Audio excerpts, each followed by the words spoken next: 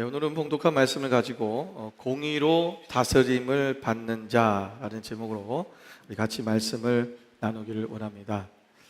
네, 오늘 봉독한 이사야서 32장에 있는 이 말씀은 이 전체적인 내용이 그렇습니다. 1절부터 4절까지의 전반부 부분은 이제 한 왕이 나타날 것인데 그 왕이 우리를 공의와 정의로 다스릴 것이다, 이런 것을 예언하고 있는 것이고요. 두 번째 단계인 5절부터 8절까지의 말씀은 그 이전에, 그 한 왕이 오시기 이전에 그 악한 세대, 악한 가치관을 가지고 그 악한 마음을 품고 있었던 그 세대의 모든 것들이 다시 바뀌어져서 회복되어져서 하나님의 그 온전한 그 가치관으로 바뀌는 그런 시대가 올 것이다 라고 이제 예언하는 그러한 말씀입니다. 오늘 이 본 단락의 이 예언의 말씀은 우선은 그 아수르의 침략으로부터 회복된 후에 히스기야 왕이 등장하는 것에 대해서 예언한 것이라고 볼 수 있습니다. 왜냐하면 이 시대는 지금 아하스 왕 시대인데, 이 아하스 왕은 하나님의 뜻대로 살지 않고 우상 숭배를 하고, 그가 온전히 하나님 앞에 나가는 것이 아니라 완전히 하나님을 배격하는 그러한 왕의 시대였습니다. 그런데 이 히스기야 왕이 들어오면서 히스기야 왕은 자기 아버지와 다르게 완전히 이 땅을 개혁하고 우상을 척결하고, 그리고 하나님의 뜻대로 말씀대로 살아가는 그러한 나라로 다시 회복했던 것이 바로 이 히스기야 왕입니다. 그런데 우리 히스기야 왕도 분명히 히스기야 왕이 그렇게 했지만, 그러나 오늘 히스기야 왕 때의 이 공의와 정의가 그럼 완전히 실현되었는가? 라는 문제지요. 여러분, 아무리 유명하고 의로운 왕이라고 했던 다윗 왕조차도 그가 이 공의로 나라를 온전히 다스리지는 못했습니다. 인간은 이 공의로 다시 의로운 왕이 된다는 것은 인간에게는 한계가 있다는 거죠. 그래서 여기서 말하는 한 왕은 완전하시고, 그리고 모든 그 부분에 공의를 행하실 수 있는 분, 그렇게 또 행하신 분, 그분은 오직 누구입니까? 예수 그리스도, 그분을 말씀하시는 것입니다. 1절 말씀에 우리 보면은 이런 말씀이 있습니다. 32장 1절에 보면, 보라, 장차 한 왕이 공의로 통치할 것이요 방백들이 정의로 다스릴 것이며 라고 이렇게 말씀하고 있죠. 이 공의로라고 하는 이 의라는 말, 공의라는 말은요, 히브리어로 레체데크라고 해요. 레체데크. 이 레체데크라는 말은 원래 원형이 뭐냐면 체데크입니다. 이 체데크라는 말의 뜻이 뭐냐면은 전혀 왜곡됨이나 삐뚤어짐이 없는 것을 나타내는 것입니다. 짧지만 왜곡되거나 삐뚤어짐이 없는 올바른 상태, 이거를 바로 체데크라는 겁니다. 여러분, 체데크, 하나님이 체데크이신 그 의로우신 왕이신 그분이 우리 가운데 오셔서 우리 가운데 이 의를 행하신다는 것이죠. 오직 이 의를 행하실 분은 누구냐면 바로 예수 그리스도라는 것입니다. 그래서 우리가 그 예레미야 23장 5절 말씀에 보면 이런 말씀이 있습니다. 예레미야 23장 5절의 말씀에 보면, 여호와의 말씀이라, 보라, 때가 이르리니 내가 다윗에게 한 의로운 가지를 일으킬 것이라. 그가 왕이 되어 지혜롭게 다스리며 세상에서 정의와 공의를 행할 것이며 라고 말씀하고 있습니다. 여기 보면 때가 이를 것인데, 그때 내가 다윗에게서부터 한 의로운 가지를 일으킬 것이다. 그게 누굽니까? 바로 예수 그리스도를 얘기하는 거예요. 이 예수님께서 이 세상에서 오셔서 다스릴 것인데, 그 예수님이 다스린 세상에서는 정의와 공의를 행한다라고 말씀하고 있는 것입니다. 이것은 예수님이 정의와 공의를 행하는 것뿐만 아니라 예수님이 다스리는 그 세상은 정의와 공의가 행해지는 나라가 되어진다라는 것입니다. 여러분, 예수님이 오시면 이 공의로 정의로 다스리게 된다라는 거죠. 그렇다면 이미 예수님이 우리 가운데 오셨죠. 이미 예수님이 우리 가운데 오셔서 우리를 구원하셨어요. 그러면 이미 이 땅에 오신 예수님이 우리를 통해서 이제 구원을 이루셨고, 구원을 이루셨다면 이제 뭘 이루시면 의로운 삶을 살도록 우리 가운데 행하신다라는 것입니다. 우리가 이 말씀을 굉장히 중요하게 생각해야 됩니다. 이런 많은 사람들이 구원은 받았는데 내가 의롭게 되었다라는 이 사실에 대해서는 생각하지 않아요. 내가 구원받은 것에 대해서는 확실하게 믿는데 내가 의롭게 되었다라는 부분에 대해서는 글쎄 아닌 것 같은데요. 왜? 내 삶에 계속해서 내가 죄를 짓고 내가 또 하나님 보시기에 아름답지 못한 행동들을 하고 그런 생각들을 하고 그런 마음을 품기 때문에 나는 의롭지 않다라고 그렇게 생각하고 나는 의로운 삶을 살 수 없다라고 그렇게 생각할 때가 있습니다. 여러분 시편 89편 14절 말씀에 보면 이런 말씀이 있습니다. 의와 공의가 주의 보좌의 기초라. 여러분 의와 공의가 주의 보좌의 기초다라는 것입니다. 여러분 어떠한 기초라는 말은 어떤 물질의 기본적인 토대가 되는 것을 기초라고 말하는 거예요. 우리가 하나님의 보좌에 가는 것은 하나님의 나라를 예표하는 거예요. 왜냐하면 그 보좌에서부터 통치 다스림이 일어나기 때문에 그렇습니다. 그렇다면 오늘 그 보좌로부터 오는 그 통치가 다스림인데 그 보좌의 기초가 뭐냐? 그것이 바로 의와 공의라는 것입니다. 여기서 말하는 의와 공의는요, 우리가 이 사실 의라는 말과 공의라는 말을 이 성경에서 한국 성경에서는 이 번역을 자꾸 헷갈리게 해놨어요. 다시 말해 의라는 말과 공의라는 말은 같은 말이에요. 이거를 영어로는 righteousness라는 거고 히브리어로는 체데크라고 하는 거예요. 그리고 여기서 말하는, 다시 말하면 여기서도 이제 공의라는 말이면 여기서 사실은 justice 썼는데 우리가 정의라는 말이에요. 그래서 공평하게 정의롭게 판단하는 justice를 얘기하는 거예요. 그래서 여기서 본문에 보면 시편 89, 14도 의와 공의라는 말을 righteousness and justice예요. 이 righteousness, 이 의라는 거, 공의가 이 정의, justice 이 두 가지는 하나님 나라의 기초라는 것입니다. 없어서는 안 되는 것이고 이걸로 시작이 되어진다는 거죠. 여러분 창세기 14장 18절에 있는 말씀에 보면 이 멜기세덱이 등장합니다. 이 멜기세덱은 그 당시에 지극히 높으신 하나님의 제사장이었다라고 말씀하고 있죠. 근데 이 멜기세덱의 이름이 뭐냐면 이것이 히브리어로 말키체데크예요. 말키라는 말은 왕이라는 뜻이고요. 체데크라는 말은 뭐라고 했을까요? 예? 공의. 오늘 일부 예배 때 물어보니까 아무도 몰라요. 1분 전에 얘기했는데 잊어버렸더라고요. 그래서 아침이라서 너무 피곤하구나 생각했어요. 여러분은 좀 깨어 계시네요. 여러분 체데크, 공의, 의라는 거예요. 그럼 뭐예요? 의의 왕이라는 것입니다. 다시 말하면 우리의 대제사장으로 오시는 예수님을 예표하는 이 멜기세덱도 다시 말하면 그가 의의 왕으로 오셨나요? 예수님은 우리의 의의 왕으로 오시는 분이라는 것입니다. 우리가 이 예수님께서 이 땅에 의의 왕으로 오셔서 하나님께로부터 나와서 우리의 의로움이 되어 주신 것입니다. 여러분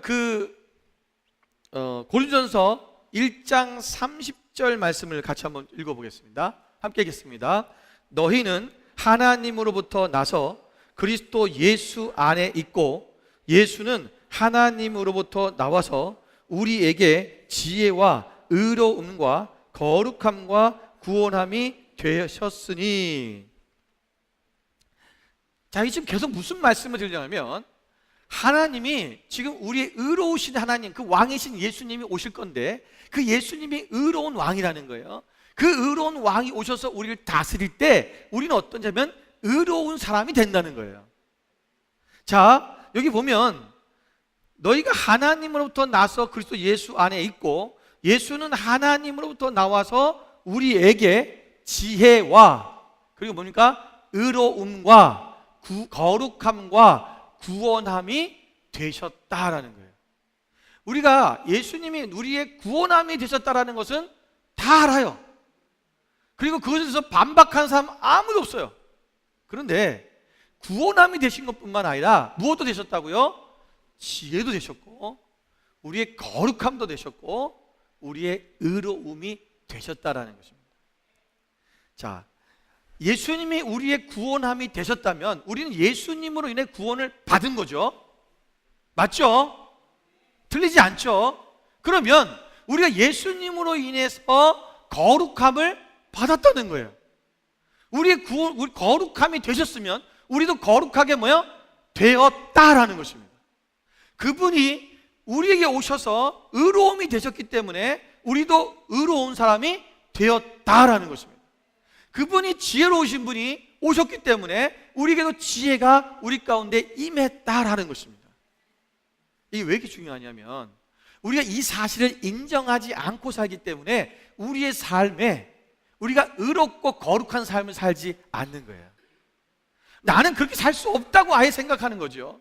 나는 그런 존재가 아니라고 애초부터 그것을 막아놓고 있는 거예요. 로마서 8장 33절 34절 말씀에 보면 누가 능히 하나님께서 택하신 자들을 고발하리요 의롭다 하신 이는 하나님이시니 누가 정죄하리요 죽으실 뿐 아니라 다시 살아나신 이는 그리스도 예수시니 그는 하나님 우편에 계신 자요 우리를 위하여 간구하시는 자신이라 그랬어요. 누가 우리를 의롭다 하신 하나님, 우리를 의롭다고 했는데 그 누가 우리를 고발할 거냐? 이미 우리는 의롭다함을 택함을 받은 자다라는 것입니다. 자기를 믿는 모든 이들을 의롭다 하시는 의의 왕이시라는 것입니다.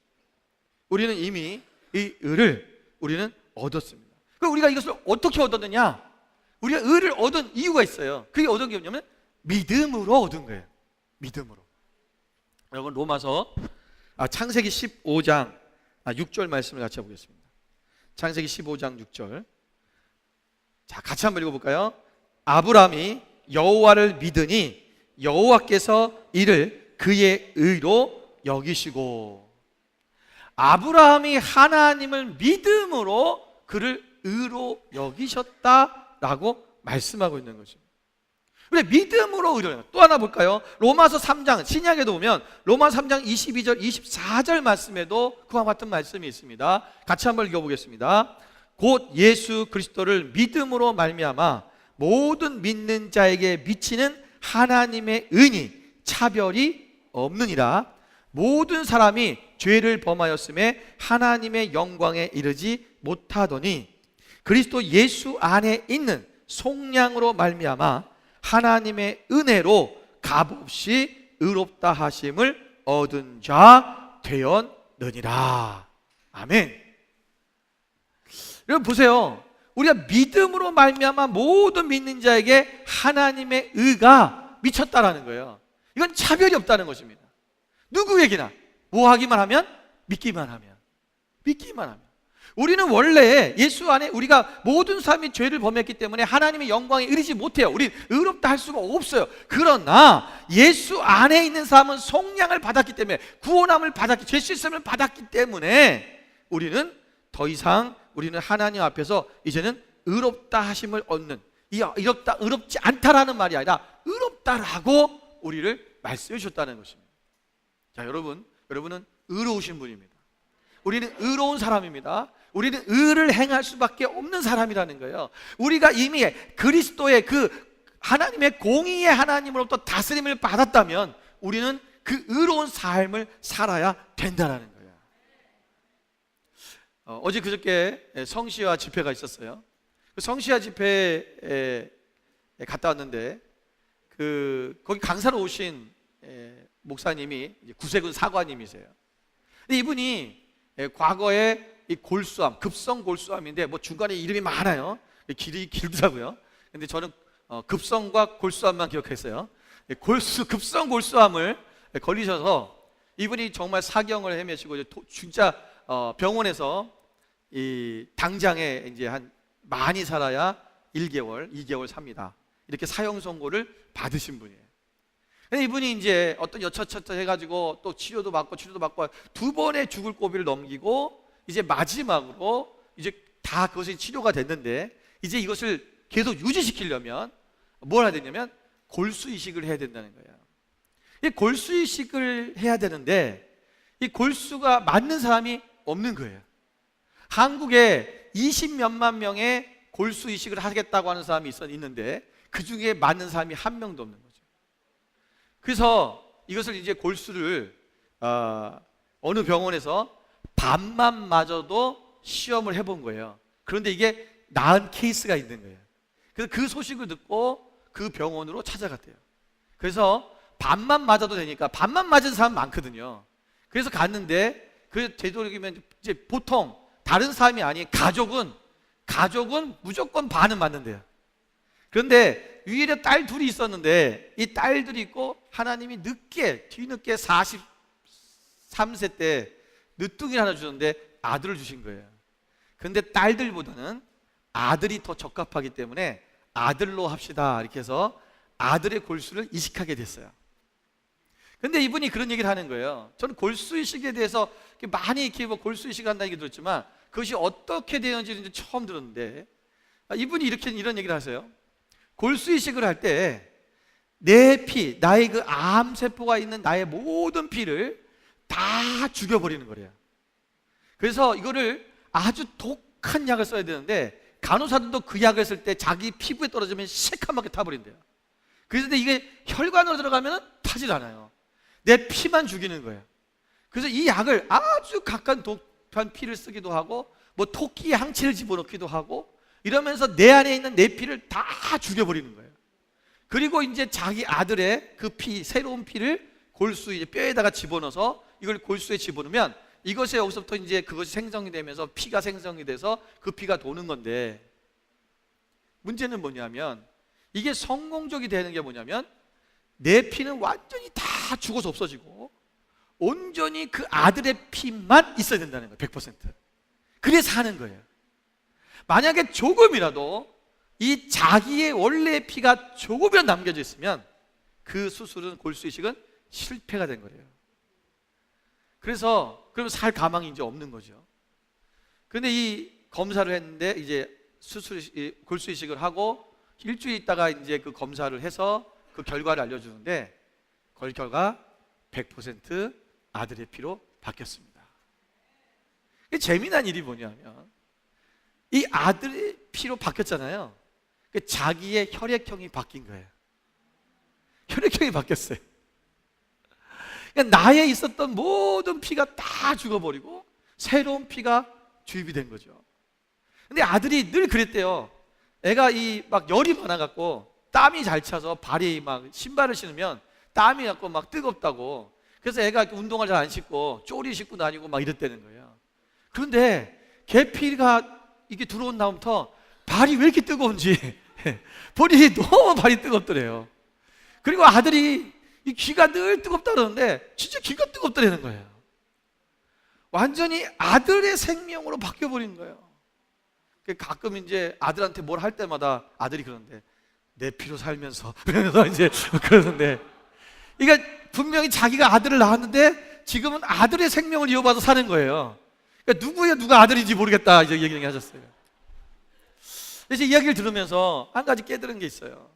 그게 뭐냐면 우리가 예수님으로 말미암아 새로운 삶을 살고 이런 새로운 삶을 거듭났다 그러는데 정말 우리가 이렇게 거듭났는가? 우리는 아직도 나의 피와 예수의 피가 섞여 살고 있지는 않은가? 이거는 잘못된 거예요. 이거는 지금 내 피와 예수의 피가 이것이 혼합되어 있으면 이거는 이상한 인종이 돼버리는 거예요. 괴물이 되는 거예요. 이건 그리스도인도 아니고 세상 사람도 아닌 그런 모습으로 살아가고 있는. 그래서 세상의 사람들이 그리스도인들을 향해서 그리스도인들을 칭송하고 칭찬하는 것이 아니라 왜 그들을 향해서 비난하고 왜 그 손가락질을 하는지 우리는 알아야 돼요. 여러분, 우리의 피는 우리의 과거의 나의 삶은 다 죽은 거예요. 완전히 죽어야 되는 거예요. 그리고 예수의 피로 우리가 수요를 받았잖아요. 그렇다면 이제는 예수의 생명으로 예수님처럼 사는 거예요. 예수님이 늘 말씀만 하시면 복음을 전하고 예수님은 늘 말씀만 하시면 사랑을 말하고, 그런 예수님의 모습처럼 우리도 그렇게 되어져야 되는 거죠. 공의로우신 그 공의의 다스림을 받는다는 것은, 공의로우신 그분이 이 땅에 오셔서 우리가 의롭게 되었다면 우리 또한 그 의로운 삶을 살아내야 된다는 것입니다. 오늘 그 의로우신 공의로우신 예수님이 이 땅에 오셔서 하신 일이 또 있는데, 그 역할이 뭐냐 하면 바로 그분은 자애로운, 다시 말하면 자비로운 그런 왕이셨다는 것입니다. 오늘 본문의 말씀에 2절 말씀을 보면 이런 말씀이 있습니다. 또 그 사람은 광풍을 피하는 곳, 폭우를 가리는 곳 같을 것이요, 마른 땅에 냇물 같을 것이며 곤비한 땅에 큰 바위 그늘 같으리니 그랬어요. 여러분, 여기 네 가지의 그런 어떤 형태들이 나오는데요, 이 네 가지의 직무, 이 왕의 역할, 직무예요. 두 가지는 광풍과 폭우고요, 두 가지는 마른 땅과 곤비한 땅이에요. 이 광풍과 폭우 가운데 뭐가 있냐면 피하게 하시고 가리게 하신다는 거예요. 우리 인생에는 폭우와 광풍이 붑니다. 여러분, 인생 가운데 얼마나 많은 광풍들이 불고 있습니까? 어려움이 있습니까? 그런데 하나님께서는 이 광풍과 폭우 가운데서 우리 가운데 피난처가 되어주시고 우리를 가려주시는 보호처가 되어주신다고 말씀하고 있는 것입니다. 여러분, 이런 폭풍, 이런 폭우, 광풍은 우리 삶 가운데 이것이 이루어지는, 광풍과 폭우가 일어나는 두 가지 이유가 있어요. 첫 번째 이유는 우리의 부주의와 허물과 죄 때문이에요. 내가 어느 날 아파요. 내가 왜 이런 광풍을 만나지? 내가 몸을 관리를 잘 못해서 그럴 수 있어요. 여러분, 맨날 기름기 있는 것만 먹고, 여러분 삼겹살과 치킨, 켄터키 프라이 치킨을 여러분 매일 한 달 동안 드셔보세요. 고지혈증에다가 고혈압에다가 당뇨에다가 콜레스테롤 높아지고 당연히 병이 오겠죠. 그래놓고 왜 하나님 나한테 이렇게 하셨냐고 그러면 안 돼요. 그 자기가 한 거예요. 두 번째 이유는 우리가 하나님 나라 백성으로서 이 땅 가운데서 의롭게 살다 보면 세상으로부터는 핍박과 박해가 있어요. 그래서 광풍이 올 수도 있어요. 그런데 어떤 이유든 간에 이런 광풍과 폭우가 우리 삶 가운데 올 때에 하나님께서는 우리의 피난처와 우리의 보호처가 되어 주신다는 것입니다. 많은 사람들은 세상에서 우리 안정감을 찾으려고 하고 세상에서 나의 피난처가 어딘지를 찾으려고 합니다. 여러분들, 세상의 것들은 우리가 잠시는 피할 수 있을지 모르지만 영원히 우리를 피하게 할 수 없어요. 제가 가끔 한국의 뉴스 채널을 보는데 그 뉴스 채널을 보다 보면 공익 광고가 나오는데 이 쓰나미와 지진에 대해서 대피하는 그런 요령이 나와요. 제가 한 번은 듣다가 너무 어이가 없었어요. 뭐라고 거기 대피 요령이 나오냐면, 대피 요령이 이렇게 뭐 지진이 일어나거나 막 인종이 오면 이렇게 낮은 데로 이렇게 어디 들어가라. 그리고 문이 아직 나갈 수 있으면 문을 열고 바깥으로 빨리 피신해라. 그리고 높은 데로 올라가라. 처음에 높은 데로 올라가라 그랬어요. 높은 데로 올라가라더니 그러더니 뭐라냐면 산에 있는 사람들은 내려와라. 도대체 뭐 하라는 거지? 그러니까 산에 있는 사람은 내려오라 그러고 높은 데로 올라가래요. 그러니까 분명히 쓰나미 때문에는 산에 올라가야 될 것 같고, 근데 지진이 일어나면 산에 있으면 어려운 거죠. 이게 어디로 피해야 될지 모르는 거예요. 여러분, 이 건물이 우리가 얼마나 튼튼합니까? 우리가 밖에 만약에 지금 천둥 번개가 치고 뭐 폭우가 내리고 우박이 막 있다 주먹만한 게 떨어지고 막 그런다 생각해 봅시다. 그러면 우리 이 안에 있으면 뭐요? 안전한 거예요. 내가 실내에 있기를 정말 잘했네. 안전하네. 밖에 안 나가 있는 걸 정말 감사하네. 그러니까 안전하다 그럴 거예요. 그런데 여러분, 만약에 그럼 이 안에 불이 났어요. 그거 어떡하시겠어요? 그 밖으로 나가야 돼요. 어디가 안전한 곳입니까? 어디가 우리의 피난처라는 거예요. 세상의 모든 문제는 이래요. 때로는 우리가 안에 있을 수도 없고 밖에 있을 수도 없는 그런 상황이 우리 가운데 맞닥뜨릴 때가 너무나 많아요. 우리 인생 가운데. 우리가 그런 가운데서도 우리가 정말 좌우 사방 어디로 우리가 피할 곳이 없는 그러한 광풍을 만났을 때 그래도 우리를 지키시고 우리를 도와주실 분은 하나님밖에 없다는 사실을 잊지 마시기 바랍니다. 시편 46편 1절 말씀에 보면 하나님은 우리의 피난처시요 힘이시니 환난 중에 만날 큰 도움이시라 그랬어요. 여러분 사무엘하 22장 3절에 보면 다윗이 그 모든 원수들로부터 하나님이 자기를 구원해 주시고 그다음에 사울왕이 죽고 난 후에 그가 그 22장 전체에 하나님 앞에 감사하는 그런 글을 시를 쓰는 내용이 있어요. 거기 보면 뭐라고 썼냐면 22장 3절에 내가 피할 나의 반석의 하나님이시요 나의 방패시요 나의 구원의 뿌리시요 나의 높은 망대시요 그에게 피할 나의 피난처시요 나의 구원자시라 나를 폭력에서 구원하셨도다. 여러분 하나님이 나의 피난처시고 보호처시라고 하는 사실에 대해서 여러분 오해하지 말아야 될 부분이 하나 있어요. 여러분 다윗을 잘 보십시오. 여러분 다윗이 그 사울왕으로부터 도망을 쳤죠. 사울왕은 죽이려고 했어요.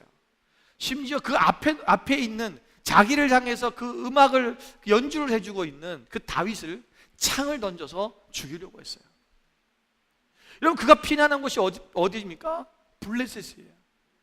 블레셋은 자기 적국입니다.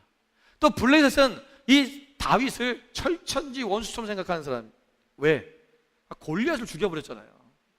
그 골리앗 때문에 이스라엘을 쉽게 먹을 수 있었는데 이 어린 다윗이 나와가지고 그 골리앗을 그 물맷돌 하나로 그냥 죽여버렸어요. 그러니 이 다윗이 얼마나 눈에 가시 같은 존재이겠습니까? 그런데 이 다윗이 그 땅으로 들어온 거죠. 신하들이 왕에게 저 다윗을 죽입시다. 그럴 때 다윗이 그 얘기를 듣고 죽지 않기 위해서 어떻게 합니까? 미친 짓을 합니다.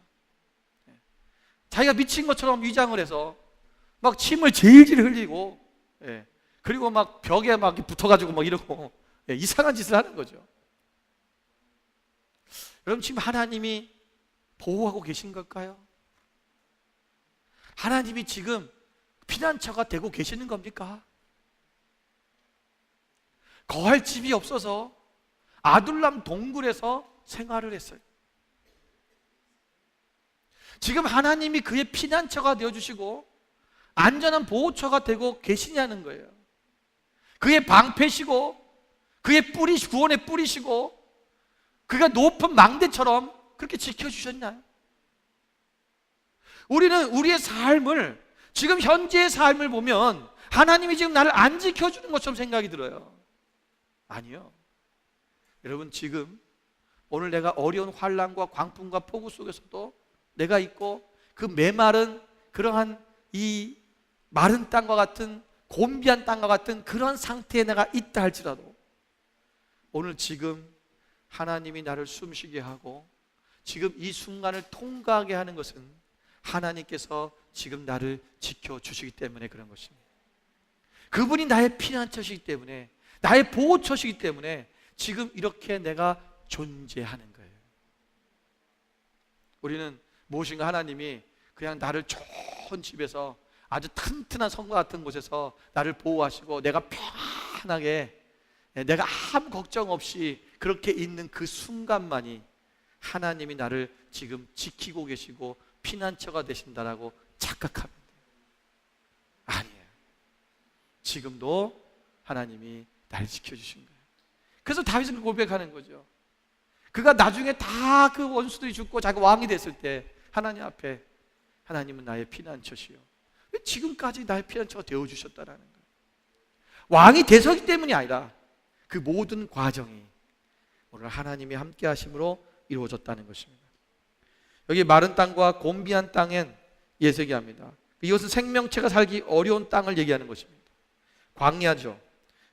태양이 강렬하게 태양이 들이치고 그리고 물이 없고 이런 곳에 하나님께서 냇물이 흐르게 하시고 그들의 그늘이 되는 바위가 되어주시겠다고 말씀하시는 것입니다.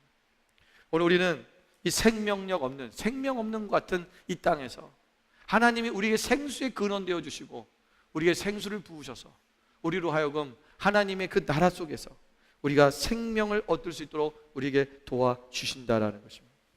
요한복음 10장 10절 말씀해 보면 도둑이 오는 것은 도둑질하고 죽이고 멸망시키려는 것뿐이요 내가 온 것은 양으로 생명을 얻게 하고 더 풍성히 얻게 하려는 것이라. 우리에게 무엇 주시고 오셨다고요? 생명을 얻게 하게 오셨다라는 거예요. 또 요한복음 7장 38절에 보면 나를 믿는 자는 성령의 이름과 같이 그 배에서 생수의 강이 흘러나오리라. 우리의 배에서부터 그 성령의 생수가 날마다 흘러 넘침으로 하며 우리의 마음이, 우리의 영이 메마르고 우리가 곤비한 땅이 아니라 정말 하나님의 생명수가 넘치는 좋은 땅이 되어져요. 그래서 하나님 앞에 그 온전히 나가는 그 삶이 우리 가운데 이루어진다라는 것입니다. 자, 여러분, 공의로 다스림을 우리는 받는 자입니다. 이 공의로 다스림을 받는 자는 어떤 일이 일어나느냐? 오늘 본문에 뒤에 나오는 3절부터 8절까지에 나오는 그 말씀이 있습니다.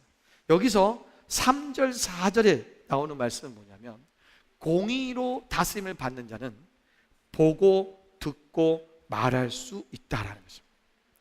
보고 듣고 말할 수 있다.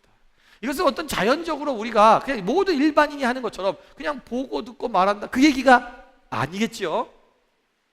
여기서 보고 듣고 말한다는 것은 뭐냐면 여러분, 사람들은 시간이 지나면 지날수록 정말 입에 담기에도 정말 담기조차 할 수 없는 그런 악한 말을 하기 시작하고 누가 들어도 뻔한 거짓말들을 아무 꺼리낌 없이 얘기하고 아무 덕도 유익도 없는 그러한 시시콜콜한 말들을 당당하게 내뱉으면서 참된 말, 진지한 말, 충성된 말, 사랑의 말, 칭찬의 말, 이런 말들을 하는 것에서는 어린아이처럼 말이 어눌해졌습니다. 우리는 그래도 옆에 있는 사람에게 사랑합니다, 축복합니다 이런 얘기 하라 그러면 굉장히 쉽게 하잖아요. 그죠? 근데 여러분, 예수님 안 믿는 사람들한테 그냥 모르는 사람들끼리 이렇게 앉아갖고 서로 축복하겠습니다, 사랑합니다, 축복합니다 이렇게 얘기하면요 못해요.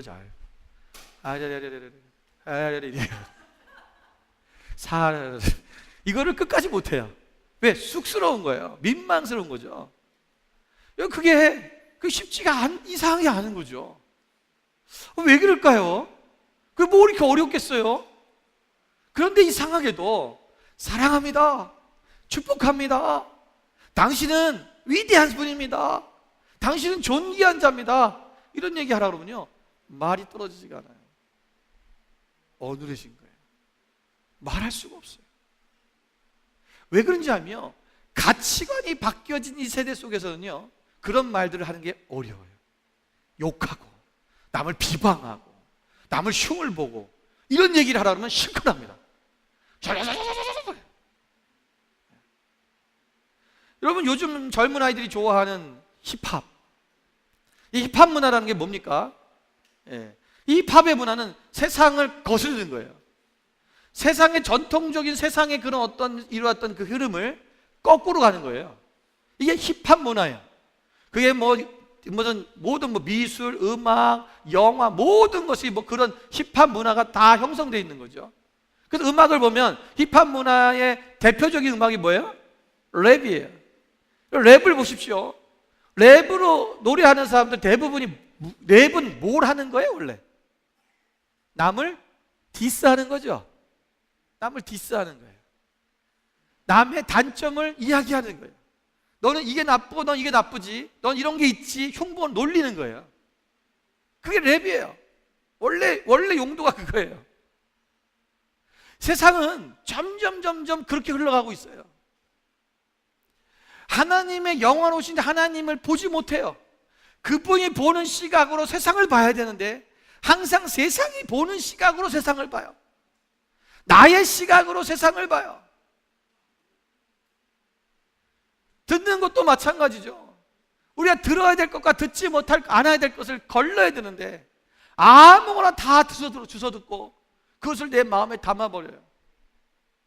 그리고 우리도 그것을 말해요. 여러분, 공의로 다스림을 받는 사람은 우리가 의로운 말, 그리고 하나님 앞에 사랑의 말, 예수 그리스도께서 말하시는 그대로 우리가 말할 수 있어야 돼요. 그렇게 말하는 거예요. 그래서 그거 예수 그리스도의 의가, 그 공의가 우리를 통해서 다른 사람에게 흘러가야 된다는 것입니다. 두 번째, 공의로 다스림을 받는 자는 존귀한 자가 됩니다. 5절부터 8절의 내용을 보면 여기는 의로운 왕의 통치로 인해서 과거에 왜곡되었던 가치관과 질서가 바로 잡히게 될 것을 말씀하고 있는 거예요. 여러분, 히스기야가 유다를 다스리기 전까지만 해도 유다 사회는 굉장히 가치관이 완전히 바뀌어진, 전도된 그런 사회였어요. 악을 선하다고 하고 선을 악하다고 그러고, 흑암을 광명이라고 그러고 광명을 흑암이라고 그러고, 여러분, 쓴 것을 달다고 그러고 단 것을 쓸다고 그러고, 완전히 가치관이 바뀌어버린 거예요. 이 아하시아나 아하스 왕, 이 시대에는요 그렇게 왕들이 세상의 가치관을 바꿔버렸어요. 우상을 숭배하기 시작하고 그 우상 숭배를 통해서 하나님을 버리고 우상이 가르치는 대로 그들의 모든 악한 일들이 그것이 진리인 것처럼 바꿔버린 거예요. 여러분, 세상에 가치관을 바꾸는 것이 굉장히 중요합니다. 제가 예전부터 여러분에게 선포했던 것이 뭡니까? 기독교 문화를 만들어 가자라는 거예요. 왜? 가치관을 바꿔야 되니까. 과거에는 한국교회가 기독교 문화가 있었어요. 그런데 오늘날은 이 기독교 문화가 다 사라져 버렸어요. 세상의 문화가 교회 안으로 들어와 버린 거예요. 교회에서도 무슨 행사를 하고 무슨 뭐냐면 세상의 것을 가지고 와서 해요. 아니요, 그러면 안 돼요. 오늘 우리가 하나님 나라의 문화를 세상으로 흘려보내는 일들이 일어나야 돼요. 왜 술, 담배 하지 말라고 합니까? 그것이 세상의 문화이기 때문에 그래요. 세상의 문화가 교회 안에 들어와서 그것이 교회의 질서를 파괴하고 교회의 진정한 복음의 역사와 능력을 파괴하기 시작했으니까, 한국교회 있던 선교사님들이 한국교회는 이것 때문에 망하는 것을 보고 한국 사람들에게 너희는 술과 담배와 도박을 하지 말아라 하라고 금지시켜버린 거예요. 신앙생활에 방해되니까. 여러분, 호주 사람들처럼, 백인들처럼 여러분 식사할 때 와인 한 잔, 고기 먹으면서 레드 와인, 생선 먹으면서 화이트 와인, 딱 그 음식처럼 한 잔씩 끝내면 괜찮아요. 근데 우리 한국 사람은 그게 안 돼요. 한 잔으로 멈추지 않는다는 게 문제예요. 여기 사는 사람들처럼 그렇게 문화가 그냥 식사할 때 한 잔 하는 정도, 그 음식으로 끝날 수 있어요. 아무 문제가 안 돼요. 그런데 한국 사람은 그게 안 돼요. 우리 한국 사람의 DNA가 그게 안 되는 거예요. 한국 사람은요 뭐든지 끝장을 봐야 되는 인종이에요. 우리 민족이 그래요. 그냥 한번 적당히 하다 끝내질 않아요. 그래서 늘 싸우는 거예요. 그것도 한번 뭉치면 끝까지 또 뭉쳐요. 아주 세상 사람 놀랄 정도로 뭉쳐요. 이런 민족이 없어요. 그래서 우리는 하지 말아라 그러는 거예요.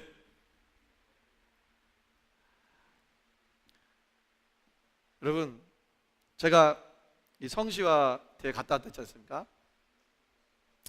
성시화라는 게 이 도시를 하나님의 거룩한 땅으로 바꾸자는 거죠. 그거 모여서 기도하고 하는데, 오늘은 이제 오후에 행진을 해요. 그 마디그라 행진을 했던, 마디그라 그 행사를 했던 그 거리를 똑같이 행진을 합니다. 그거를 13년 동안 지금 해온 거예요. 올해가 13년째라고 하더라고요. 저희 교회가 항상 참석을 못했어요. 왜냐하면 4시에 하니까 우리 지금도 아직 예배 안 끝났는데 못 가요. 예배를 일찍 드리는 교회들만 갈 수 있어요. 그래서 여태까지 한 번도 참석을 못했어요. 근데 그 마디그라 행진했던 것을 보면 그 음란한 그 마디그라 행진을 다시 한번 우리가 기도하면서 지나가면서 그거를 거룩한 땅으로 바꾸자라고 하는 그런 취지하에서 여태까지 했다고 그러더라고요. 그래서 기도할 때마다 마디그라에 대한 기도를 정말 많이 해요. 그래서 제가 그랬어요. 분명히 그것이 어떻게 보서는 우리에게 중요한 이슈일 수 있어요. 그러나 그것은 하나의 결과물이지 그것이 원인은 아니에요. 이 땅이 거룩하지 못한, 이 땅이 죄악의 땅이 돼가고 있는 그것이 문제라 가치관이 바뀐 것에 대한 문제예요. 이 가치관을 어떻게 회복하느냐? 그거는 과거에는 왕이 이 주도권을 잡았어요. 오늘날은 누가 주도권을 잡고 있는지 아세요?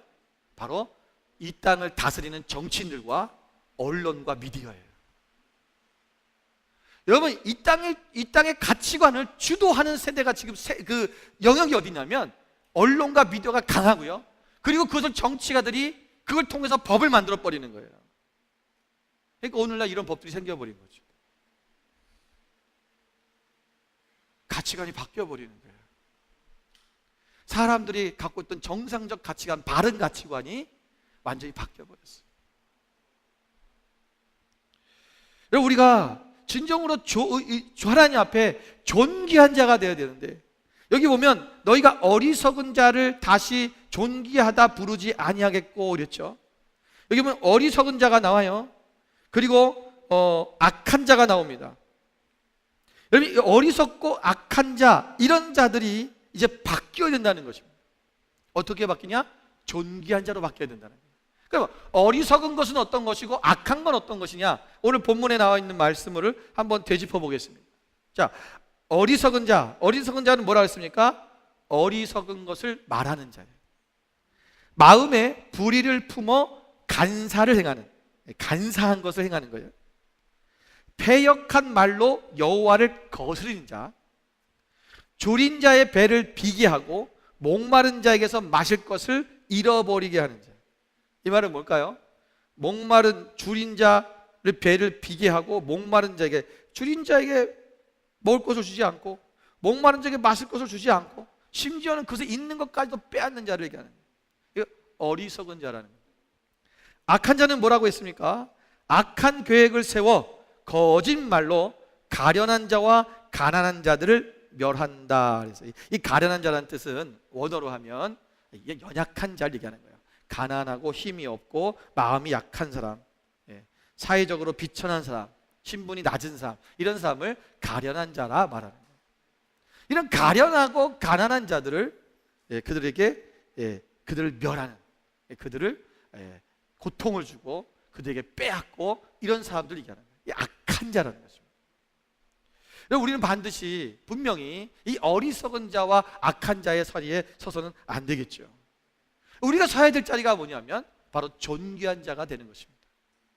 하나님의 그 통치, 그 공의로우신 하나님 앞에 그 다스림을 받는 자는 반드시 존귀한 자가 되라.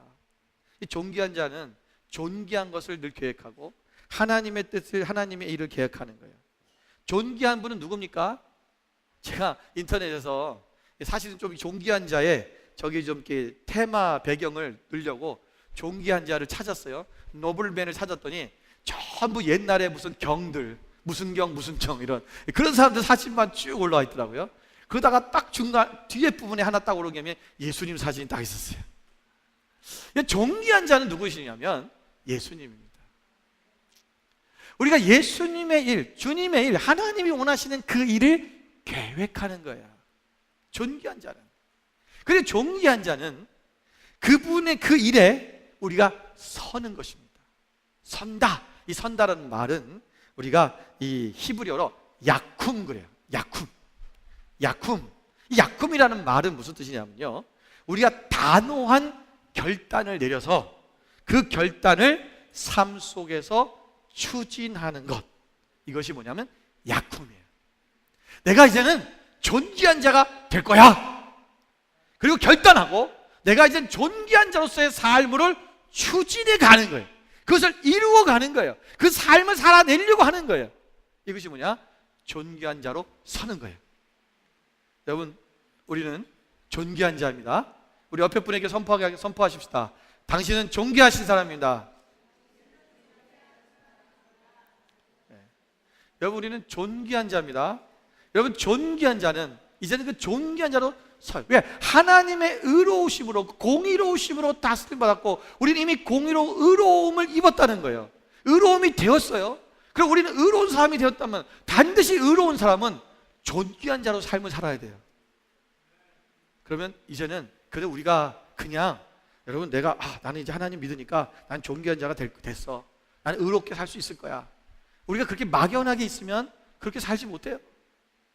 이거는 우리가 구원받은 자로서 내가 이제 의롭게 되었다는 것을 결단하고 존귀한 자가 되겠다고 결단하고 내가 의로운 삶으로 나아가는 삶을 추진해 가야 된다.